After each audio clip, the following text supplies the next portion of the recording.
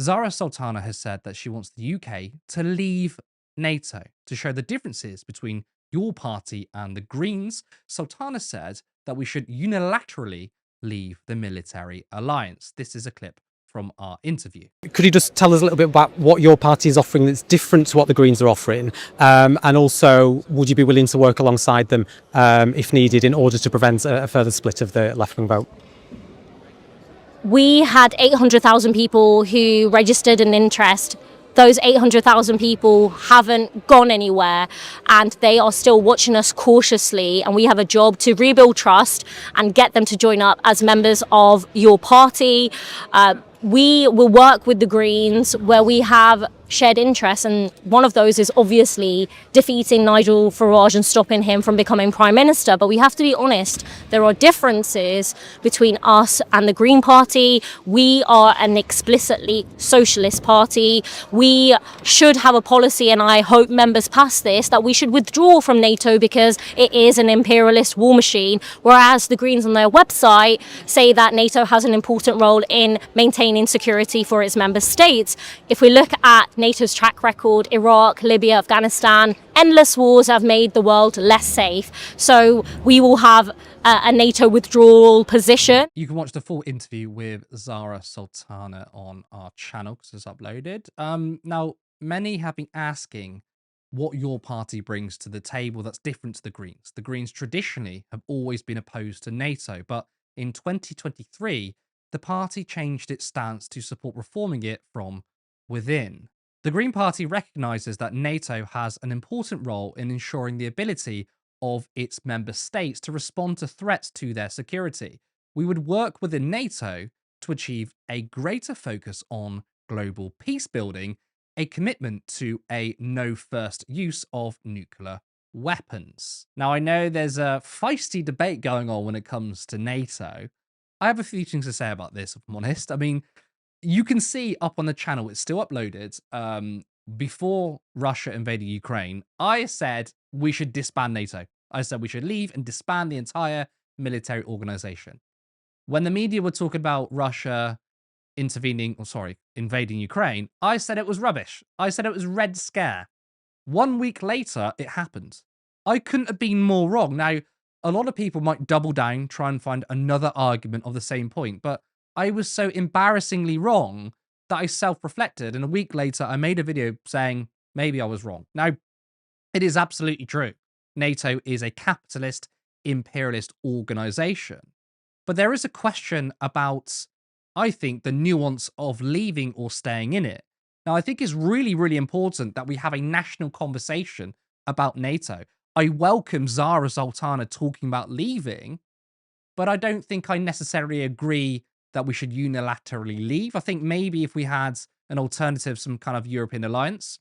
I personally favour Zach's and the Green Party's view, which is basically we can't trust Trump and being in the same military alliance with him and the US and look at a sort of European alternative. But sometimes I do find that, I mean, this is maybe this is sort of online conversations, that there's only one form of imperialism, and it's Western imperialism.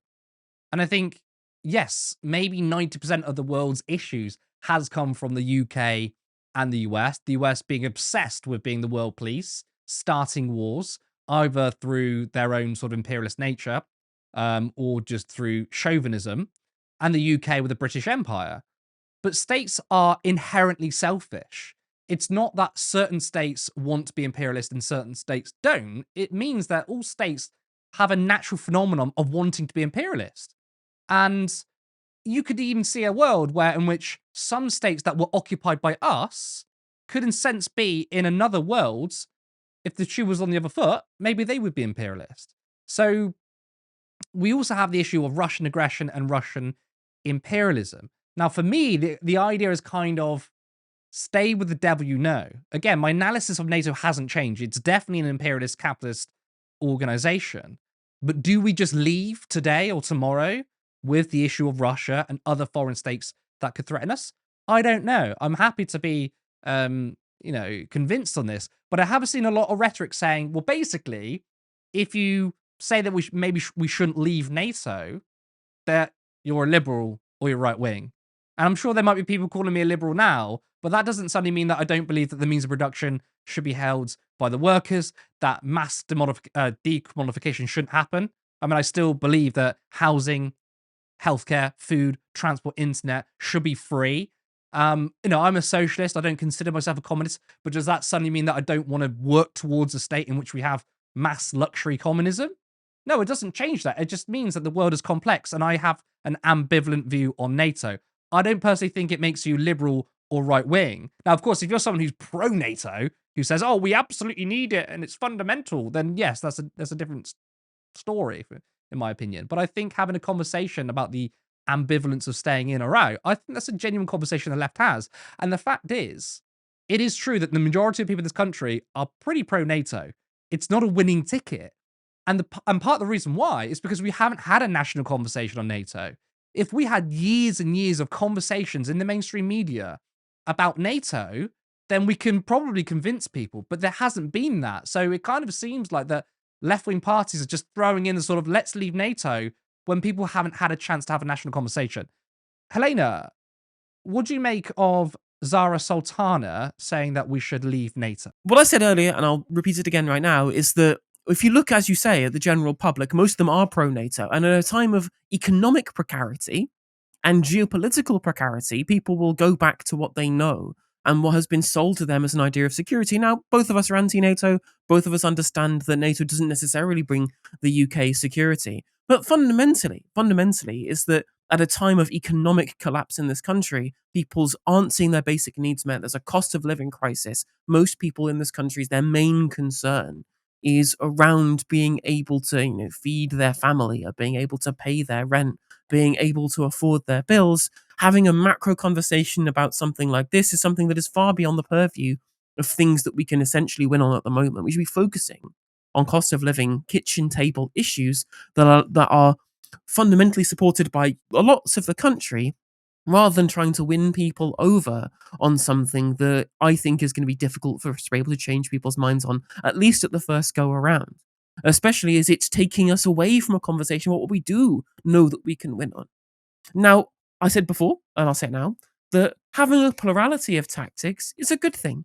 Fundamentally, if we think that, and as I believe personally, taking an anti-NATO stance is going to be electorally toxic.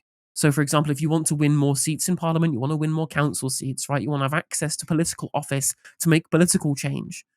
Staking your claim to an anti-NATO position might be damaging to that. Well, then if we have a diversity of tactics where one group is certainly looking at trying to change people's minds by being open with these policies and talking about these things and trying to get people over to their side, whilst understanding that may put people off to be able to win more seats in office, there can be the Green Party, on the other hand, who are being laser focused on winning electorally, getting access to power. And so we have a diversity of ways in which people's opinions change, whilst we can also win on other areas as well. So this is just a big issue of mine, is that when you're concentrating on these issues that, again, to most of the public are pretty niche, especially when they're looking at Russia invading Ukraine and they see NATO, obviously we all agree that the public see NATO erroneously as being protecting of that. Like, it's going to be a really difficult sell to get them to change their opinions. So I broadly agree with the stance that you laid out before, that with so much going on, focusing on NATO rather than focusing on other things is going to be difficult to win over public support. Again, Jeremy Corbyn stood on a manifesto that committed to NATO membership both times. And if you look at the reality of the material change, if we leave NATO, if we left NATO tomorrow, will it actually change NATO's role internationally? Well, probably not. Again, like, the Zach Polanski position is to look at more European alliances that are about defensive natures, which are of a defensive nature, which are about peace rather than imperialism, which NATO clearly is. It's about American unipolarity. It is a vehicle of American unipolar imperialism, right? But that's not going to change. That's not going to change whether we're in or out.